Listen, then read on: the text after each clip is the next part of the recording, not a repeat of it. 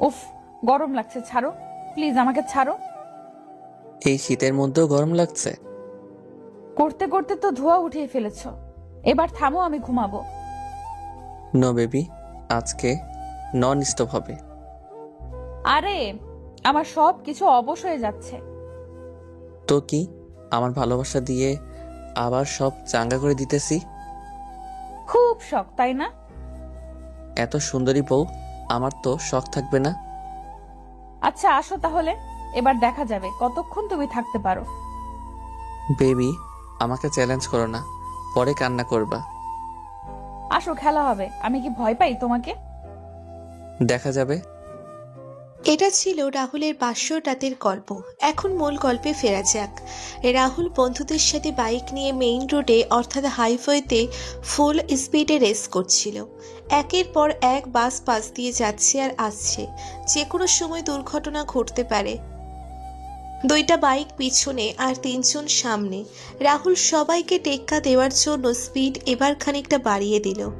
এমনিতেই স্পিড বেশি ছিল, তার উপর আরও ওভার স্পিড সামলাতে না পেরে ব্রিজের ওপর দিয়ে বাইক নামিয়ে দেয় পানিতে।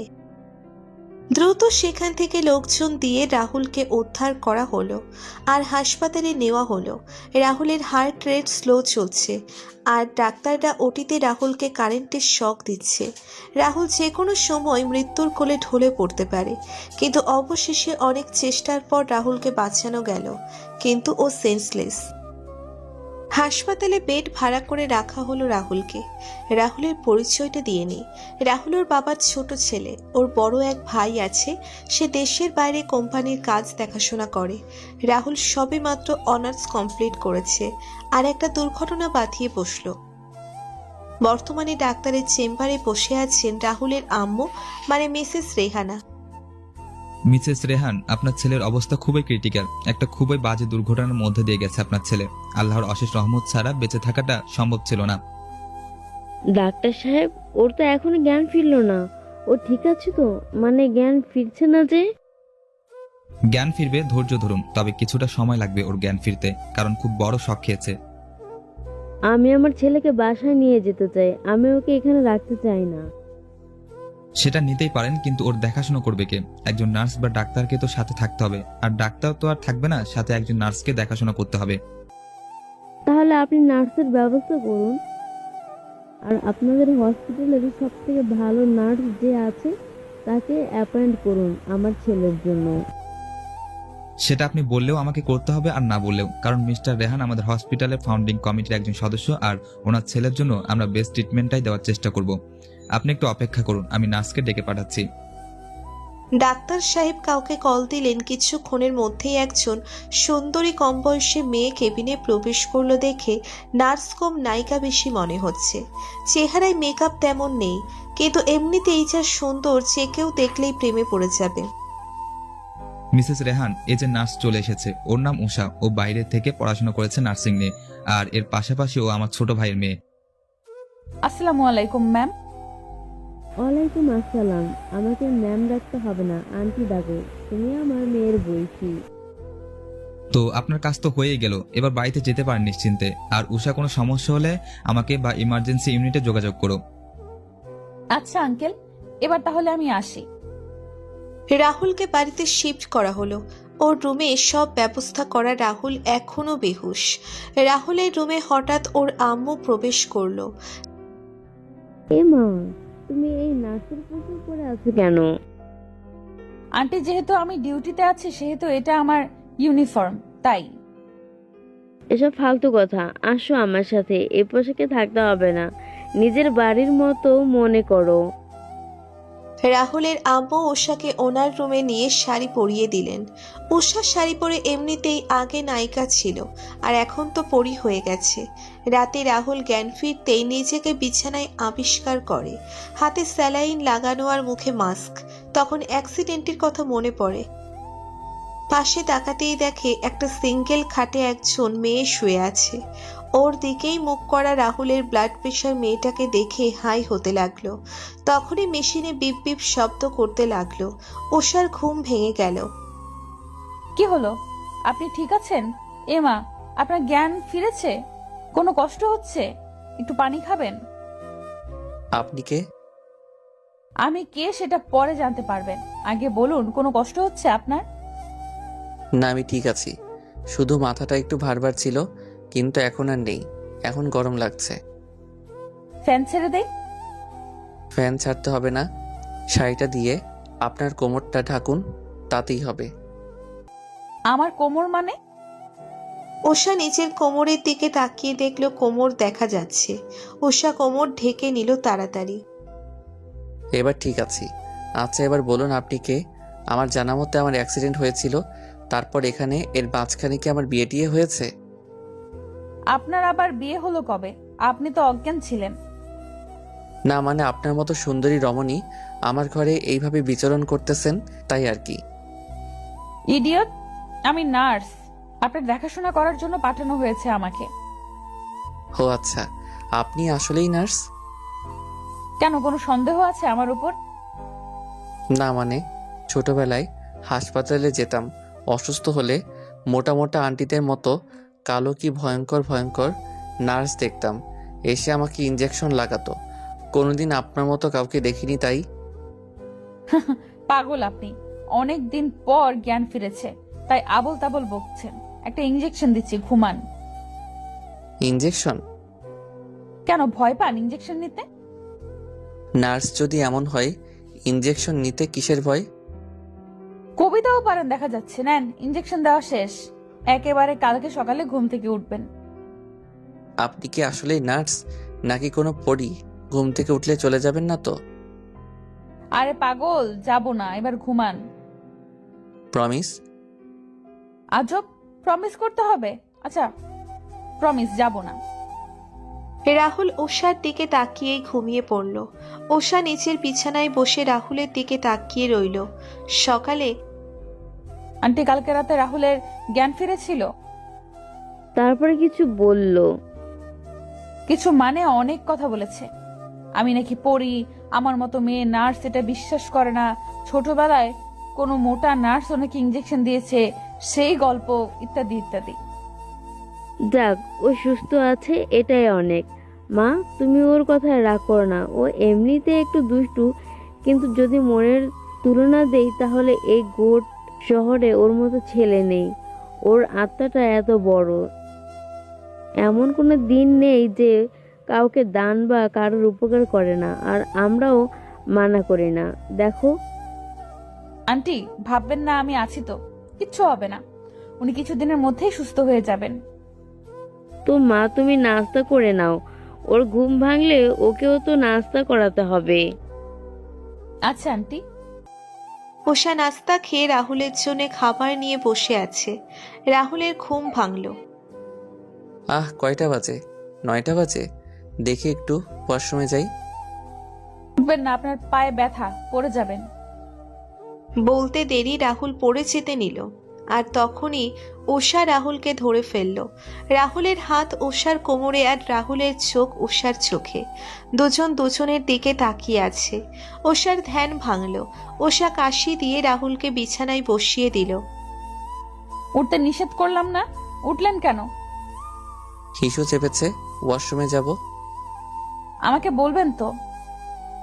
আমার শরম লজ্জা নাই, আমি হিসু করার জন্য এখন মানুষের সাহায্য নেব? এগুলো ব্যাপার না, আপনি অসুস্থ, এটাই বড় কথা। আমাকে ধরুন। আপনাকে ধরবো? হ্যাঁ ধরুন। রাহুল উষাকে বসে থাকা অবস্থায় কোমরে আলতো করে জড়িয়ে ধরল। এই, আমি এইভাবে ধরতে বলছি? আমার কাঁধে ভর দিয়ে দাঁড়াতে বলছি। Sorry, not for mind. রাহুলকে উষা ধরে নিয়ে ওয়াশরুমে দিয়ে আসলো। রাহুল ফ্রেশ হয়ে বেরিয়ে আসলো। উষা রাহুলকে বিছানায় বসিয়ে দিল। এবার এগুলো খান। এই স্যুপ? হ্যাঁ, এখন এগুলোই খেতে হবে। আমি পারবো না, প্লিজ। বায়না করলে হবে না, খেতে হবে। নিন, হা করুন, আমি খাইয়ে দিচ্ছি। রাহুল উষাকে মানা করতে পারল না, কেন জানি বাচ্চাদের মতো খেতে লাগলো। উষা খাইয়ে দিচ্ছে আর রাহুল খাচ্ছে। রাতে রাহুল ঘুমিয়েছিল। হঠাৎ চোখ খুলতেই দেখে উষার গায়ে কাঁথা নেই, আর মাঝরাতে তাই উষার ঠান্ডা লাগছে। রাহুল লাঠি ভর দিয়ে কোনো রকমে বিছানার কাছে গেল। আর নিজের কাঁথাটা উষার গায়ে জড়িয়ে দিল। উষা সকালে ঘুম থেকে উঠে নিজের শরীরে কাঁথা দেখে রাহুলের বিছানায় তাকাতেই দেখে ওর শরীরে কাঁথা নেই। উষা মনে মনে ভাবতে লাগলো কাঁথা ওর গায়ে উড়ে আসলো। দুপুর বেলা লাঞ্চ টাইম, ফোন আসলো উষার ফোনে। হ্যালো উষা, ওদিকে সব ঠিক আছে? হ্যাঁ আঙ্কেল, সব ঠিক আছে। আর 3-4 দিন লাগবে হয়তো, তারপর কাজ শেষ। কোনো অসুবিধা হচ্ছে ওখানে? না না, ওনারা অনেক ভালো। আচ্ছা তাহলে ভালো থাক, রাখি। উষা ফোন রেখে পাশে তাকাতেই দেখে রাহুল বিছানায় নেই। রাহুলকে খুঁজতে এই দিকে সেই দিক তাকাতে যাবে, তখনই পেছনে ঘুরতেই কারোর সাথে ধাক্কা লাগলো। উষা দেখতে পেল রাহুল দাঁড়িয়ে আছে। আপনি চলে যাবেন? হ্যাঁ, আপনি সুস্থ হলেই চলে যাব। কেন, কোনো সমস্যা? কিছু না। কথাটি বলেই রাহুল চুপচাপ বিছানায় গিয়ে শুয়ে পড়ে। রাহুলকে এমন দেখে উষারও কেন জানি না খারাপ লাগে। রাহুল সারা দিন আর উষার সাথে কোনো দুষ্টুমি করেনি। উষা রাহুলের ব্যবহারে অবাক হলো। যেমন রাহুল বাচ্চা থেকে হঠাৎ বড় হয়ে গেছে ওই রকম। কালকে উষা চলে যাবে। রাতে রাহুলের বিছানার পাশে বসে বই পড়ছে, রাহুল শুয়ে ফোন টিপছে। আচ্ছা রাহুল, আপনি কি আমার কোনো কথায় কষ্ট পেয়েছেন? কষ্ট? কই না তো। আমি কষ্ট পেতে যাব কেন? না মানে আগের মতো দুষ্টুমি করেন না, কথা বলেন না। যারা চলে যাবে তাদের প্রতি মায়া বাড়িয়ে লাভ নেই। বুঝলাম না। না মানে আপনি চলে যাবেন তাই আর বিরক্ত করছি না। আমি কি কখনো আপনার সাথে রাগ হয়েছি বা বলেছি আমি বিরক্ত হচ্ছি? আমাকে দেখে আপনার কিছু ফিল হয়? যেমন? যেমন নেই কোনো। আপনার নিজস্ব মতামত জানতে চাইছি। ঠিক বলতে পারবো না। আচ্ছা, আপনি তো এখান থেকে কালকে চলে যাবেন, এটা নিয়ে যান। এইটা কি? একটা রিং আছে আমার তরফ থেকে গিফট, এটা আমি ফেরত নিচ্ছি না। আর আরেকটা পকেট ডায়েরি। ডায়েরি দিয়ে কি হবে? আমার কথা যতবার মনে হবে ততবার ডায়েরিতে একটা করে দাগ দেবেন। আর আমার কাছেও একটা আছে, আমিও সেম কাজটাই করব। এগুলো করে কি হবে? 1 সপ্তাহ পর আমরা দেখা করব, আর আপনার ডায়েরি আমাকে দেখাবেন, আমারটা আপনি দেখবেন, তখন বলবো। ওকে, অ্যাজ ইউর উইশ। বাট রিংটা খুব সুন্দর। কখন কিনলেন? 1 সপ্তাহ পর বলবো। উষা পরদিন চলে গেল। রাহুল আস্তে আস্তে নিজের লাইফে ফিরে আসলো, কিন্তু উষাকে ছাড়া রাহুলের ভাল লাগে না, যেটা রাহুলের আম্মু খেয়াল করলো। রাহুল মনমরা হয়ে বসে থাকে। 1 সপ্তাহ পর উষা রাহুলের বলা মতো জায়গাতে দাঁড়িয়ে আছে, রাহুলের অপেক্ষায়। রাহুল দৌড়তে দৌড়তে আসলো। সরি, আসলে উত্তেজনায় আবেগে রাস্তা হারিয়ে ফেলেছিলাম। It's okay. তো আমার ডায়েরিটা কোথায়? এই যে। আর আমারটা কই? এই নিন। উষা ডায়েরিটা খুলে দেখলো প্রত্যেকটা পেজে ওর নাম, ও ডায়েরিতে পেজ না থাকায় কভারেও লেখা। কিন্তু রাহুল উষার দেওয়া ডায়েরিটা খুলে বাকরুদ্ধ হয়ে গেল। পুরো ডায়েরির সাদা নিমেষেই হাসি মুখে কালো মেঘে ছেয়ে গেল। এই আমার নামে তো সব ভরা, এতবার আমাকে মনে করছো? বাবা। সেটা বড় কথা না, এই ডায়েরিটা সাদা কেন? আসলে আমার মনেই পড়েনি কাজের চাপে, তাই লিখিওনি। আচ্ছা ভালো, আমি আসি। রাহুল এটা বলেই উল্টো দিকে ঘুরে হাঁটতে লাগলো। তখনই উষা রাহুলকে পেছন থেকে জড়িয়ে ধরলো। রাহুল উষার আচরণে অবাক হলো। তুমি আসলেই একটা বাচ্চা। ডায়েরিতে কি সবকিছু লেখা যায়? কিছু কথা মনে খোদাই করা থাকে। এর মানে? I love you. I love you too. এটা বলেই রাহুল উষাকে জড়িয়ে ধরে পাগলের মতো ঠোঁটে মুখে কপালে চুমু খেতে লাগলো। থামো থামো, এত চুমু দেয় কেউ? আমার আম্মুও এত চুমু দেয়নি হয়তো আমাকে। আমি দিব, তোমার সমস্যা? দিও, এখন বাসায় যেতে হবে।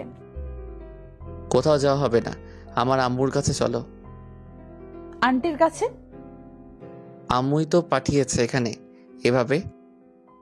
এর মানে আন্টি সব জানে?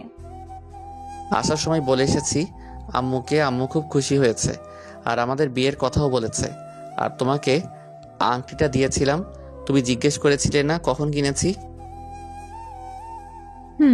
বলনি তো। এইটা আমার দাদি বেঁচে থাকতে কিনে দিয়ে গেছেন আমাকে ওনার নাত বউয়ের জন্য। তুমি কত কিউট, আমাকে এত এত ভালোবাসো, আর আমিও বুঝিনি এতদিন। তো এবার বিয়েটা করে আমাকে তোমার বাবুর আম্মু বানিয়ে দাও। মিয়া বিবি রাজি তো কিয়া করেগা কাজী।